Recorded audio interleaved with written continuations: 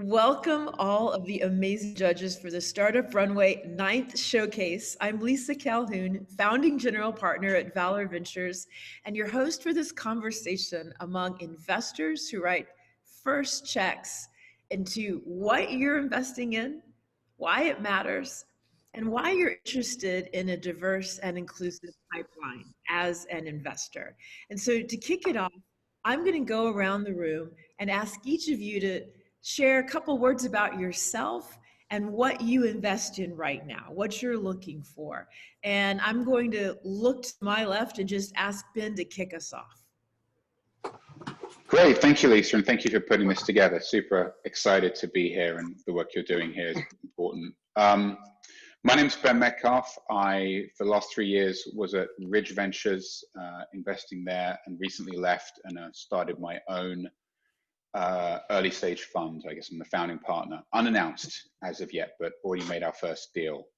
I very broadly invest in B2B technology, but I try to focus on investments that have a mission or purpose-driven aspect to them, and ultimately looking for teams who have some kind of demonstrable advantage and passion with what they're doing. Awesome. And Ben is that person that you probably know as founder of WP Engine. So he's made quite a name for himself as a founder before becoming an investor. Consuelo, how about you? What do you invest in now? What are you most excited about investing in? What does a good deal look like for what you're doing? Yeah, well, I'm the founder and managing partner of SB Latam Capital. So we invest in entrepreneurs that are looking to solve difficult and important problems using science and technology in 3 pillars: societies, environment, and health on a global scale. And within those pillars, we have themes where we're particularly interested in. In the environment pillar, we're very interested in food, agriculture, and we have also done water and energy efficiency. And in health, we've done treatment of chronic disease and access to diagnostics, and societies, mainly financial inclusion and future work. Yeah, that's those our are thesis. Fascinating themes, and we'll definitely see finalists in a lot of those areas. Caroline Lewis, tell us about you and Rogue. Hi, nice to be here. Thank you so much, Lisa, for hosting us. My name is Caroline Lewis. I'm with Rogue Venture Partners. We're based out of Portland, Oregon, but we invest across the US. We have 2 active funds right now. The first fund is the Rogue Women's Fund.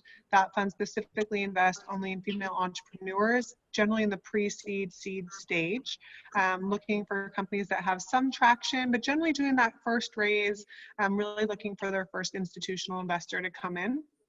And then we also have Rogue Fund 3, which invests in seed stage companies, so just a slightly later stage than the Rogue Women's Fund. And we invest mostly in B2B technology, B2B SaaS, a little bit of enterprise, some consumer tech that's enabled by technology, but really technology focused, and it's really all about the sage and investing in undercapitalized founders or undercapitalized places. Awesome. Ramphis, tell us a little about you and Science Fest. Thanks, Lisa.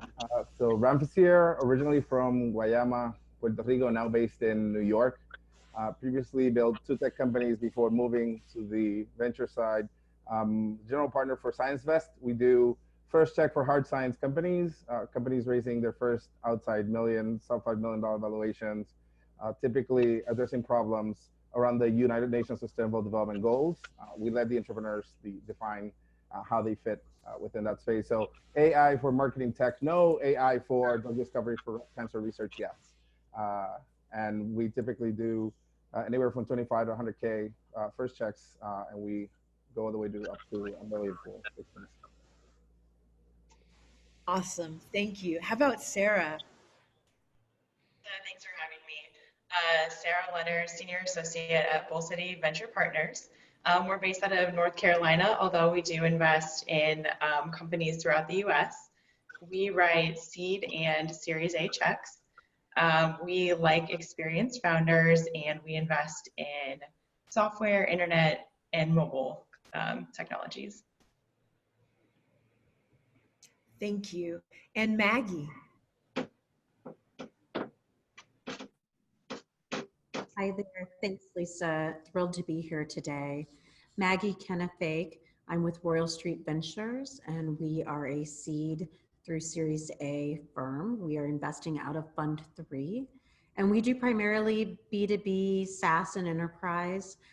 What we really look for are seasoned founders that are working in a space that they intimately understand and looking for, disruptive solutions. We really like spaces where others might find dull or uninteresting. So we've done gov tech deals, we've done insurance tech deals, we've done, a number of deals in spaces that others aren't necessarily watching.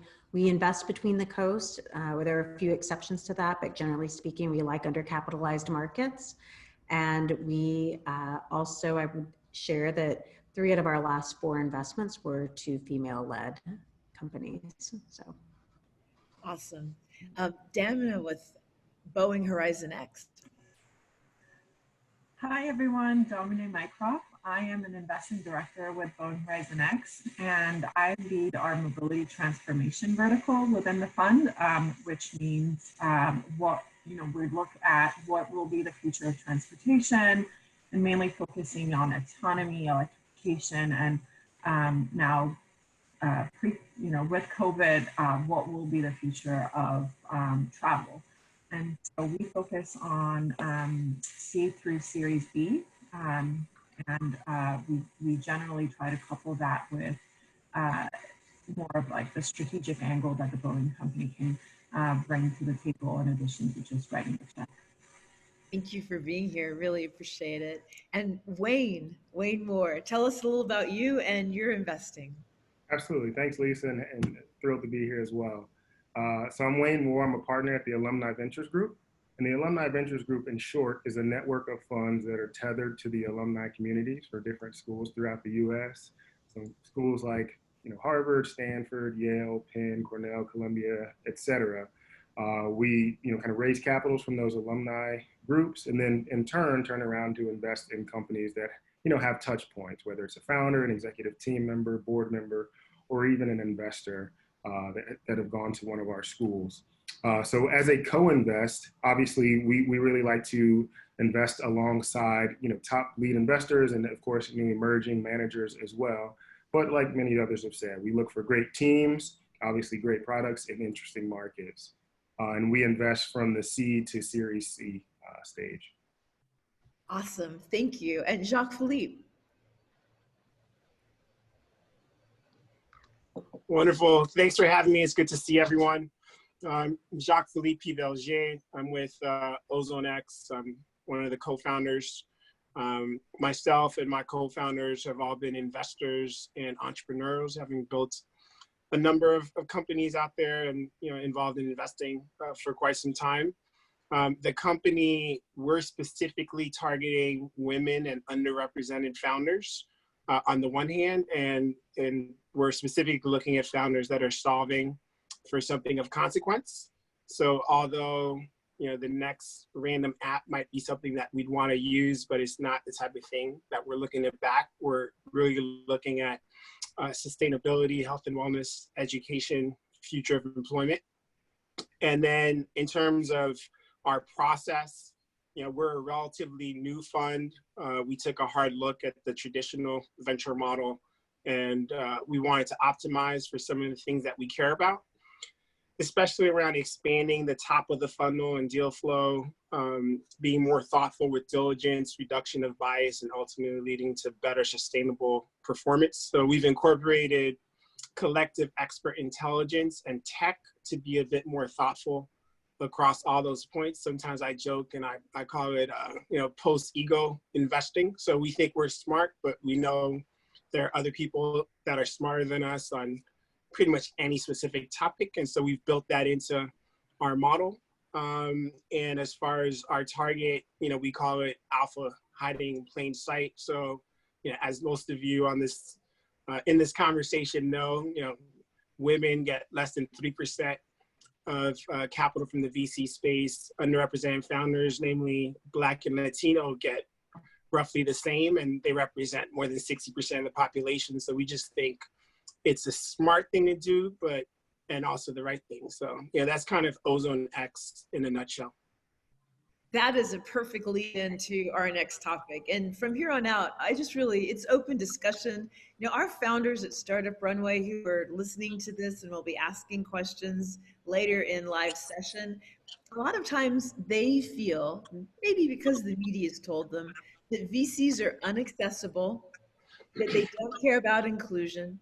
They hear stats like the one Jacques Philippe just mentioned that make it seem like a shadow of a dream that they would ever get an investment from a VC fund. But we're all here today. We know that's not true. We do invest inclusively, or we wouldn't be judging and mentoring at Startup Runway. So I'd love to hear from each of you, or any of you who want to share, kind of a quick story about why you prioritize investing inclusively and why it matters to you, just building what Jacques Philippe already kicked off. So I'll take that. I spent a decade working at the Kauffman Foundation in the late 90s, and had the good fortune of spending 3.5 of those years leading our women's entrepreneurship strategy, where, you know, the issue was always access to capital for female founders. You know, at the time, we tried a lot of different interventions, and some were more successful than others. But, you know, one of the major things that has shifted in recent times is, in addition to the last couple of years and kind of the Me Too movement and a lot of media attention around women in the workplace, women in business, and women leading startups, and women in VC. But prior to that, even, you know, women control half the wealth in this country, and yet less than 1/2 or 1% of those that meet the previously defined definition of an accredited investor have ever made an investment in startup. And I spent 3 years working at Portfolia, which is a group really working to engage women as investors to invest in the startup technologies and services that they want to see in the market. But you know, so much has failed to change since in the last 20 years. There's not much more going to women now than there was 20 years ago. It's better, but we haven't really moved the needle in any material way. So there's still great work to be done, and it's not just limited to women either. But it's a problem worth solving. What I think is great is it's finally getting some of the noise that it's deserved and lacked for a long time. So Maggie, if I was going to summarize that, I'd say for you, it's personal crusade, and one that you've been on for a while. Yep. Yeah. How about some of the rest of you? I'll just go off of what Maggie was saying. You know, when I joined Rogue Venture Partners, they were just kicking off Fund 3, and I was joining the team.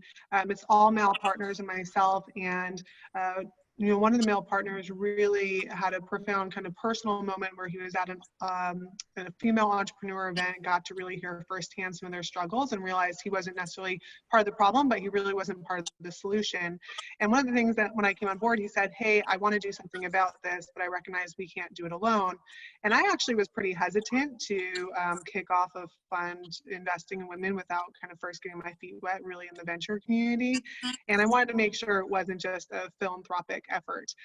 So I was gung-ho. I took a year to really research and, you know, research some of the statistics that we're probably all too familiar with, but really about the return profile as well and how that fit in with Rogue strategy. And in that process, and also just mentoring female entrepreneurs, it became both a very personal thing for me, but also I would say just very much a business case as well. Similar to investing in underrepresented founders across the US, investing in female entrepreneurs really has shown strong benefits. And to me, you know, you constantly hear investors say, well, we're trying to find, you know, that diamond in the rough. We're trying to find that unique thing where we're always looking for that unique thing. And it's amazing to me just how many times women are overlooked in this market. And to me, it's like, why would you look at all these investments by amazing male entrepreneurs, but not look at this whole plethora of female entrepreneurs that you can really find that diamond in the rough? And so far, even with the Rogue Women's Fund, we've been finding that the business case and the numbers are starting to really show themselves, even with the up rounds that we're starting to see within our fund, even within a year. So very much a passion project turned into a business case. And that's always exciting to me because I'm all about the numbers at the end of the day as well. Maybe one more perspective before we move on. I'll hop in, and I'll say for me, it's also sort of born of personal experience. So you might know I studied engineering at Stanford undergrad. So I had a lot of classmates from my engineering classes that were either stopping out or were graduating and immediately joined startups and be part of the tech ecosystem and then eventually go on to raise capital. And I noticed that obviously, many of these classmates were often, white males. And so I felt a little bit of a disconnect, and despite having this, great education, despite being peers with them in class, that there weren't not many people that looked like me that were able to go and launch these companies, gain funding, or join these companies in, sort of executive roles. So now, fast forward years later, a bunch of experience later, being on the investor side, I find that there's even fewer folks that look like me that are around the decision-making table. And so I think that it's incumbent upon me and folks like myself to really play a part in helping sort of grease the skids for folks that are coming up as entrepreneurs that are underrepresented founders and women as well. Thank you. Rampus, is there anything you wanted to add to that? Yeah. So from my lens, I mean, there's a lot of different threads on the why, but one story I'll share. As I mentioned, I started my career, before starting my career, I'm originally from Puerto Rico. So had a chance to be an engineer at Microsoft, came back to Puerto Rico, thinking, oh, I can build tech companies. Seeing that, at the time, this is early 2000s, seeing that there were teams with no experience, no product, no traction, getting funding. It's like, oh yeah, sure, I could do that. I build products. And I kind of know a little bit about this. And then sort of experiencing having kind of product in market, being global, some of the major Fortune 100 as brands as customers, and having VCs say, hey, we'll fund you, but you need to move to the Valley, right? Fast forward, some things are now particularly different given the pandemic, but a lot of it is still actually the same, right? In the context of relationships and how it works. So for me, the crusade or my life's work has been connecting capital with founders that are not just in Valley or New York or in the US, but really everywhere. And now that's fairly obvious. The data speaks for itself. The Calhoun report around return on capital and return on investment, the data is there.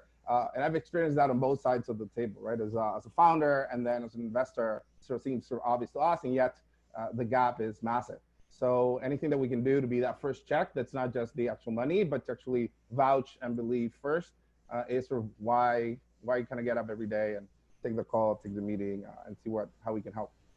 I love that. Thank you for sharing that. It reminds me a little bit of elements of my own background and why I invest inclusively. 70% of Valor's portfolio is led by people of color and women. And that's not because we have a racial or a gender bar. It's because that's the kind of entrepreneurs you get when you're headquartered in Atlanta, Georgia, and they're amazing. But I think I saw that kind of not because of my own experience as a female founder, but in the previous company that I launched, I also, I was so much thinking about the business, I wasn't thinking about any biases I was facing. But in my customers who were also founders, I would watch over time the ones that got capital, and those infusions of capital, as we all know, they really accelerate the company. And so a lot of founders who happen to be white guys, and I love them, but they were being accelerated at rates far beyond some of their competence, while some of my other people, women, people of color, were still struggling and not able to make a connection with investors. And then I started realizing this had impact on my own story and looking at the opportunity of raising a venture capital fund that could invest more inclusively and building it out as a firm-wide strategy. So I can really relate to that. So all of us have worked across the space, investing in all types of founders, but some with particular backgrounds that help us lean into the underrepresented founder.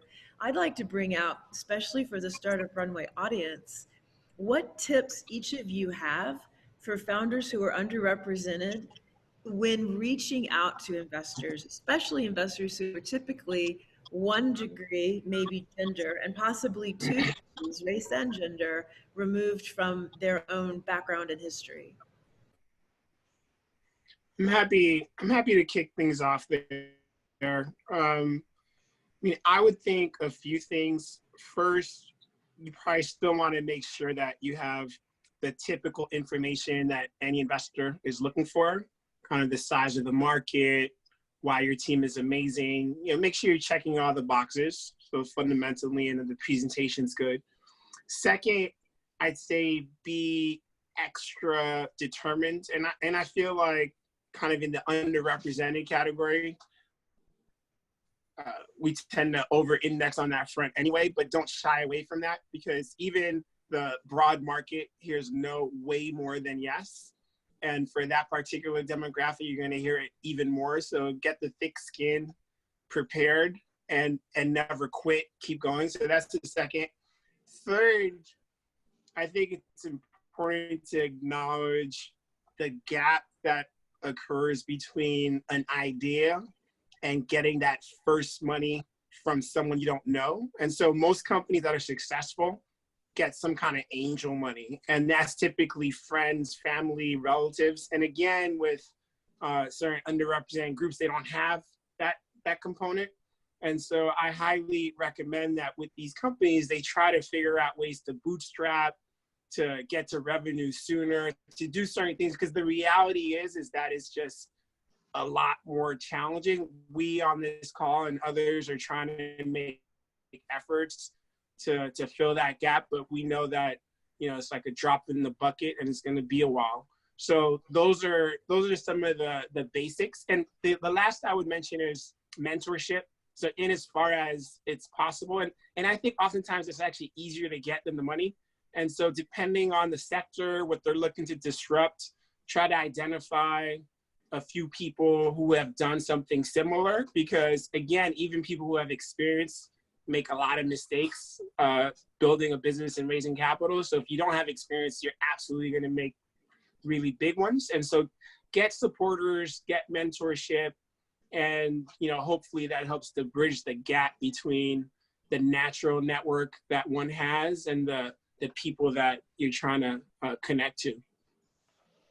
Yeah, just to sort of riff off of what Jacques-Philippe said there, I think often one can perceive oneself to have a lot of disadvantages, and I want to acknowledge that definitely there is an inequality of opportunity in all cases, and that needs to be acknowledged.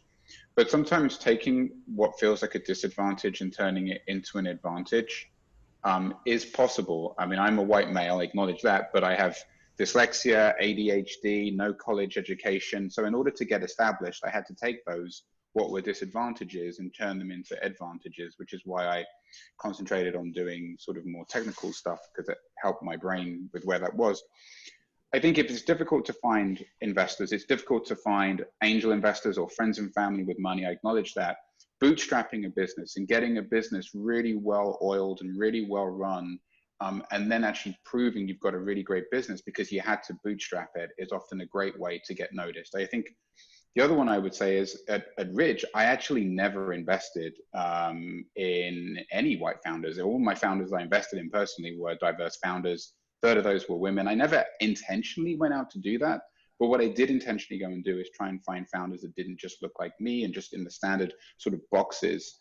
I went to other sources of deals, other geographies, like you mentioned, Lisa, that you're in, other places where founders were, that other people weren't looking for, and try to find founders there. And so to meet halfway, I would encourage founders to try and get out there. And even if they don't know VCs personally, get yourself into networks, get yourself into founder groups, just do whatever you can to get noticed, and hope that many VCs who are thoughtful about this will meet you halfway, because they are also looking. But you have to be there. You have to be shouting and screaming your voice as loud as you can to sort of get noticed. But VCs are looking, and there are those of us out there that are actively pursuing those deals elsewhere.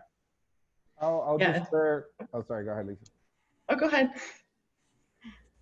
Yeah, I was just going to add to just three quick things tactically around fundraising. One, for them to have clarity around their why and problems, or what is the problem they're solving, and why are they going after that particular problem. Clarity on the vision, what happens if the world works, right? Kind of just getting that story straight, even if they don't have anything at all, right? Like just a problem, what the world looks like when they win. And then to really spend time up front to kind of get a sense of who the right partner is, right? You don't want to spend time with people that are not going to believe, they're not going to see you. So make sure you understand, given the work you want to build, what you're building, that you do your research, do your homework, use tools like signal.nfx.com to figure out who's investing at your stage, geography, check size, and then figure out from there, you can connect your Gmail and understand what would be the best intro path, participate in opportunities like Startup Runway, which can help you target others where we can actually connect you the dots if it's not in our space, there may be others that we can connect you to. And then third, make sure that you are thinking about what does the team around you look like, so that you can target other founders that have been invested by others as well, that are predisposed to connect the dots for you, right? VCs have all kinds of things around kind of our schedule, versus operators that kind of understand, have been in your shoes, know what it takes to get a check from us and others faster. And then you can kind of think about the engineering around how to build the team around you. And also keep in mind that VCs work for you. It's not the other way around. So it's a partnership long-term. So you should think about it as a sort of high-level managing director type hire that you can't actually afford, but you want their help and support. So understand what's that story that you're going to share with them and why they could be helpful in what that you're trying to build, and not just thinking about the check. Yeah, and I would just add to that, when you do get a meeting with an investor, ask for feedback to see how you can get better next time. And I found that the VC community is pretty small. So if you're not a good fit for us, whether that's because your company is too early, it's too late, wrong sector, we probably know somebody that does invest in that sector, and we may be able to make an introduction. So feel free to ask us to help too. One last comment, if I can chime in. I think one advice I have for entrepreneurs is that it's okay to get a term sheet that's okay, that you may not be in love with, but use that term sheet to see if you can drum up interest from other firms. I think that kind of signals that, hey, the train is leaving, and if they're not willing to match or give you better deals, at least try to negotiate that. So just don't be afraid to get lots of no's, and just have the passion to keep persevering. Yeah, I love that. And I'll just add one thing, that a tip to founders that I talk to founders every day. Imagine what happens after the close. And I'm kind of echoing what Ramphis said, but I do feel like, to Jacques Philippe's point, you got the hustle, you've got 1,000 no's under your belt already. You're not going to even break a sweat at one more. You've got your attitude, your game face on, your numbers are really, and yet, as you're pushing to close, when I'm getting closest to close, I'm building a relationship, because we're going to be together for a while. I'm coming onto your board.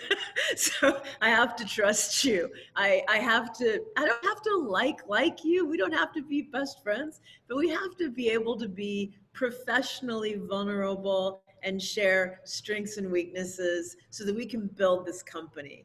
And I think a lot of times, founders who have had to really build their muscles and their shoulders and their game face have trouble getting to that point, because they're expecting rejection. And that's a really tough thing to ask any founder to do, is be super tough and be ready to switch into some vulnerability. And yet I think that's what the market is asking for right now. So I'm just putting out there, that's my tip. I don't want to miss any other great tips though. Did anybody have anything else they wanted to add to this before we actually move into one thing you really love about founders, one thing you're looking for in a founder you back? I will just add one more thing. And it sounds so trite, but especially if you're early stage, just practice. Get really good at telling your story about who you are, what you're doing, and why you're building this great company.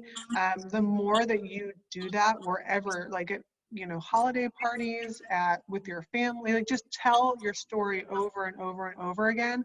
So it becomes so second nature, and that passion just naturally comes out. And that ease of being plays into what Lisa was saying too. Like, you'll be able to really be your professional self, but also your vulnerable self, the more that you are really comfortable with what you're doing and sharing that with pride and with humility with others. And do that as much as you can even before you talk to investors, and you'll find that when then you speak to investors, it naturally comes out. And I find that there is a difference in founders who clearly have practiced in a way that their story is just second nature. That's a pro tip. Any other final tips?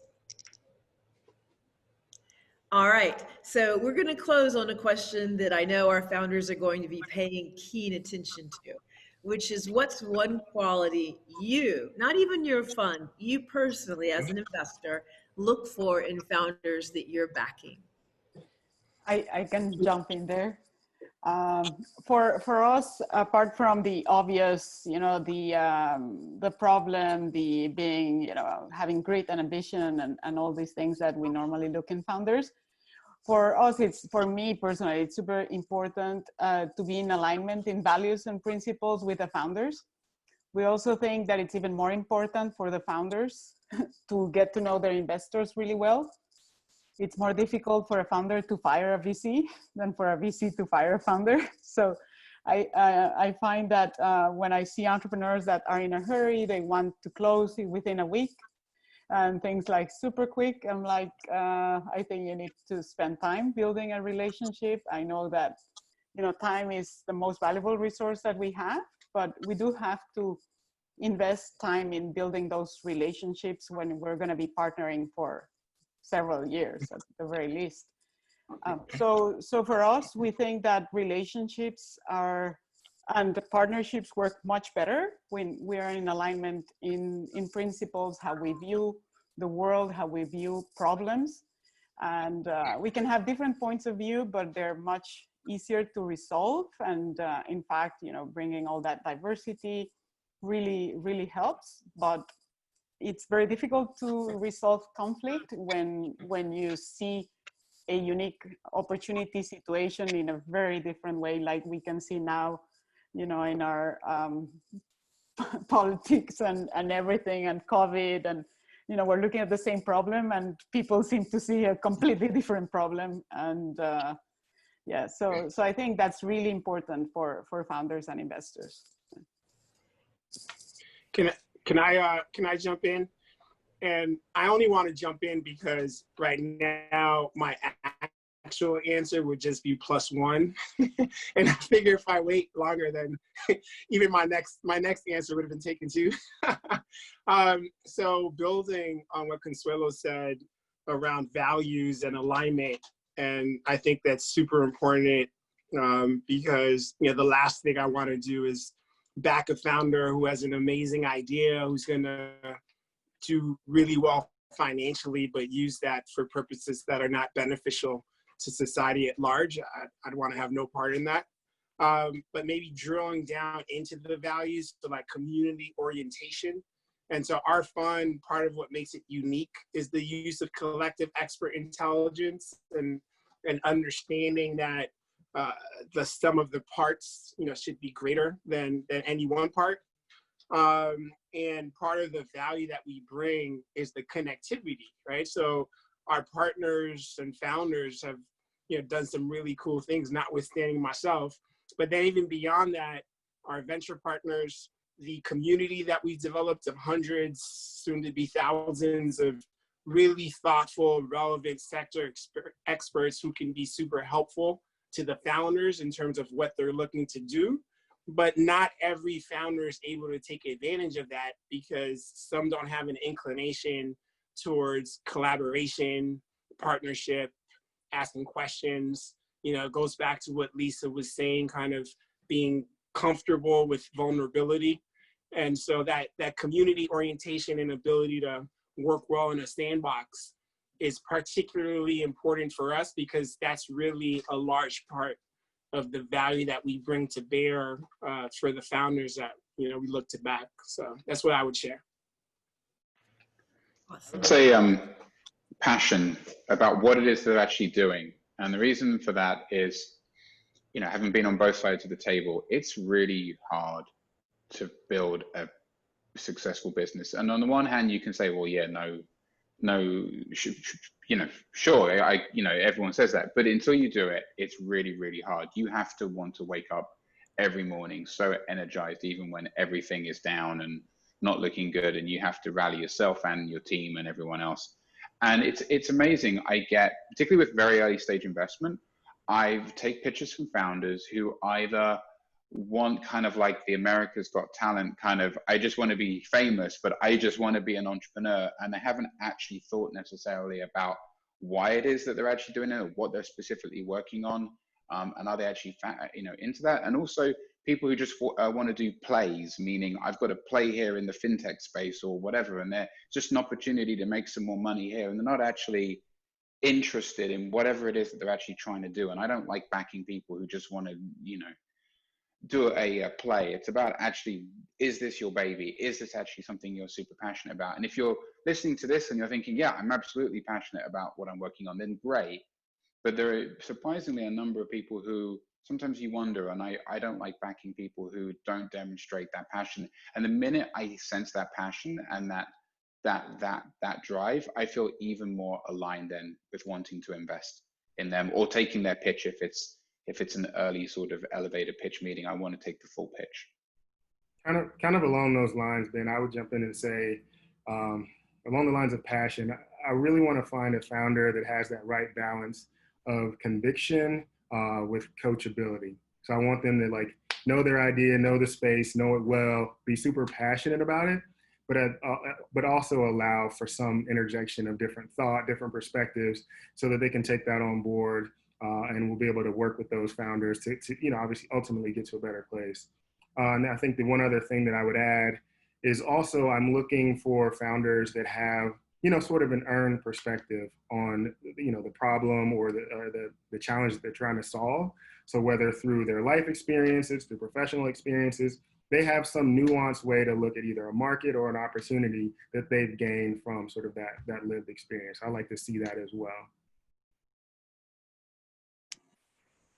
One thing I'd add is whether or not that founder, you know, can recruit talent going forward. I think that's one of the biggest challenges for startups, is getting the right people in the door, and whether or not that charisma and that passion kind of translates to building a team and, you know, follow on funding and the ability for them to continue, you know, motivating the team and ensuring that A, they're meeting the milestones, and B, they can actually have subsequent raises going forward.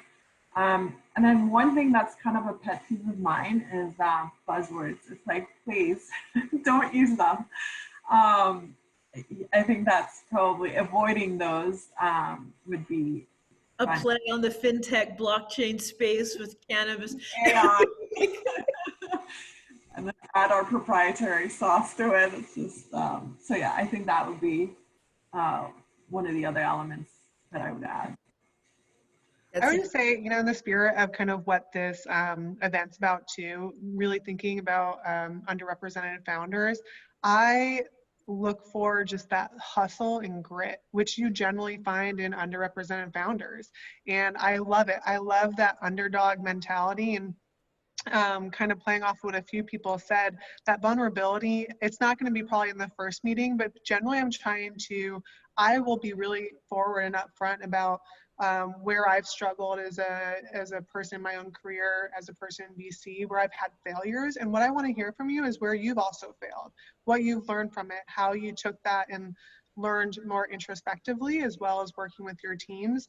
Because to me, that's going to say so much more about your ability to withstand the challenges that you're going to face, and also how you're going to leverage the opportunities, and how you're really going to always have that grit, hustle, that wake up every day and no hold back, go after what you want to go after, and have the humility along the way too.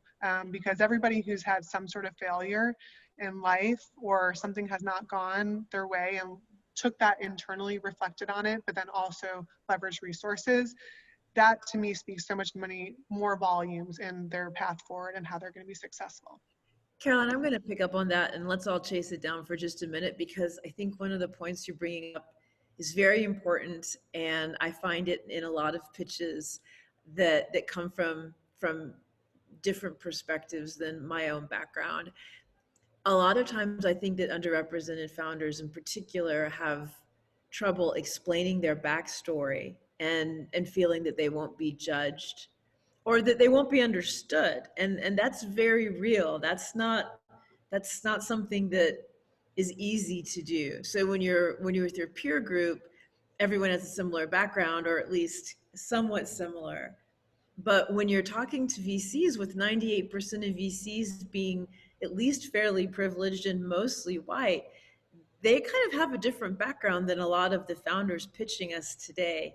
So does anyone have any advice for founders who feel like they might actually not be understood or accepted if they reach for that vulnerability, and then they end up, feeling burnt, actually traumatized by the experience, because that quite happens?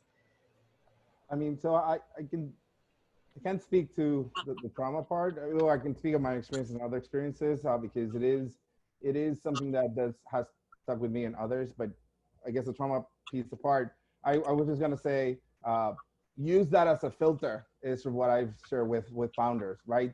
You're okay. Your story is why you're there, and the distance traveled to be in the room with that VC speaks all the credibility you need to move forward. So if the response you get, for whatever reason, is not the type of environment and feel that you want, just use that as a filter, and then have that and share that experience with others, right? Other VCs or other investors. So because we also want to know what our investors are out there that are helping you as an entrepreneur feel seen, because you're the one that has the vision. You're the one that's building the company. You're the one that's gonna wake up every single day to build this thing. So just use that conversation to learn, see, right, what you're up against, and then turn around and look for there's a pretty sizable amount of investors, especially everyone on this call, our partners, our co-investors. There's a pretty significant network of investors that have already written that check, and there are founders that have built those companies and are now writing checks too. So look for them and ask us how either we can be a part of that, hopefully we get invited, or we can connect you to those that can see you where you're at and are excited to be on that journey, and they'll take you for your whole story. I love that. Owning your story. It is who you are. It got you into this room. And if people can't accept it, that's on them. That's I love it. Well, speaking of vulnerability, we don't want to get too vulnerable, but I do think that founders want to know who we are as people. So we are going to close on, I'm going to ask you each to share a personal passion or something you love doing. It's not VC. Like, it can't be finance. Don't even go there. Don't pretend. I don't want to hear about your quants and your algos and all this. So something you love doing, and then how our founders should reach out to you, how you prefer to be contacted. I'll jump in. I just had my first child, and she's right next to me, which is probably part of the reason I'm looking over a little bit. So that is my passion, my hobby right now. I'm pretty stoked about it, and she's awesome, and she's letting her mom, she's just sleeping away, letting her mom do what she loves to do. So this is also my passion, investing in great people. So I'm lucky that I get to do it, and I'm also lucky that I have my first child right next to me. And you can get a hold of me, just caroline@roguevp.com.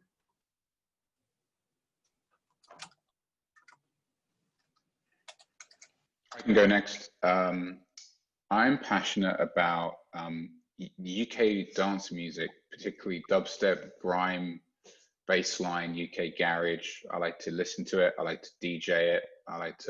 Super passionate about that.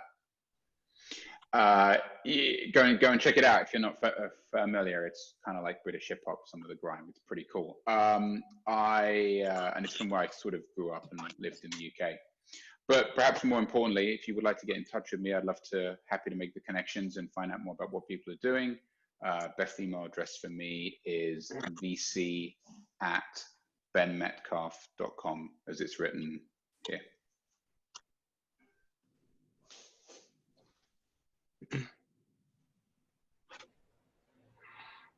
I can jump in. So I love sports, ran track in college. I'll talk about running anytime. You can find me at Sarah, SARAH, at bcvp.com. I'll go from there. You know, in this time of COVID, when we are all inside and in front of computer screens and standing or sitting still on Zoom all day, anything outside and moving feels fabulous. And when it's with any one of my 3 children, the oldest of which just started high school today, I am, you know, happy as I can be. So again, it's Maggie Kenefake. The best place to reach me is Maggie at royalstreet.vc. Yeah, I'm happy to jump in. What do I like? I love life. I love people. In that vein, given kind of where our society is right now, if I have a mic and people are listening, I think I love people who have points of view and who are courageous. And I think whether I'm an investor right now or when I was an entrepreneur, I think it's important to be like in the trenches with the people. And right now, you know, the issues that are going on with, you know, Black men being murdered by police, I think it's sad. And the statement I made when I opened that I love people and I love life, if I don't participate in that solution, then I'm not allowed to make that statement. And I think it's important that I and all of us, irrespective of where you sit, participate in that process in some constructive manner. And in the next few months, that means to vote. But generally speaking, irrespective of your professional pursuits and passions, we're still part of a common thread. And it's important that we lean into that humanity. So that's what I'd like to close with. Happy to share more about all my lives. If you want to contact me at jacques@ozonex.vc. Thank you very much for organizing this. Who wants to jump in? I'll share. So Carolyn, congratulations. I mean, so I'm gonna do that myself. So that was what I was gonna say. So that's what I'm involved with. If I'm not here dealing with entrepreneurs, I'm with Mateo. So that's all the things and more. So super excited about all of that. And then I also have my nephews around, so I get a chance to play some Dungeons and Dragons together. So should be good to kind of share and explain the rules and all those things. And then I can be reached ramphis@sciencevest.com, LinkedIn, jramphis on all different types of social media, right? So, you know, all like most of them. So kind of DMs around that, pretty straightforward.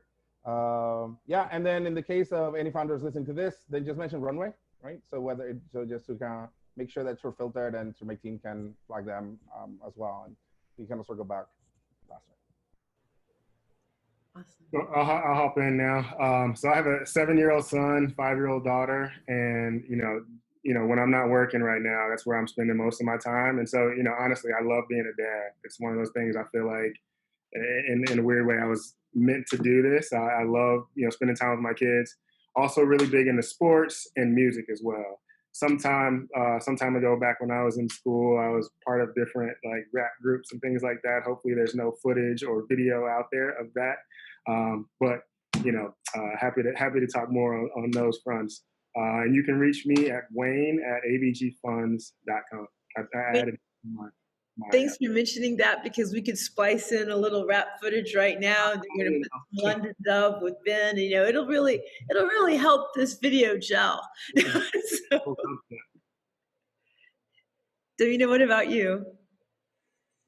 So let's see. While I'm not working, I have 2 small children and one in kindergarten. So we're trying to figure out distance learning, and first day of kindergarten was very different, and it started yesterday. So I'm just really passionate in figuring out what will be the future of education and how that has just is completely different from what the norms were. And really excited to meet with founders. Please email me at domine.mycroft@going, and happy to help anytime and connect with me on LinkedIn or any other means. Thank you again, Lisa, for having us, and this is fantastic. Oh, I love these conversations. I love hearing what people are investing in and passionate about, and kind of weaving the quilt together on the inclusion ecosystem means a lot to me. This might be kind of my passion outside of the fund that I'm running, for real. Consuelo, I don't think we heard from you.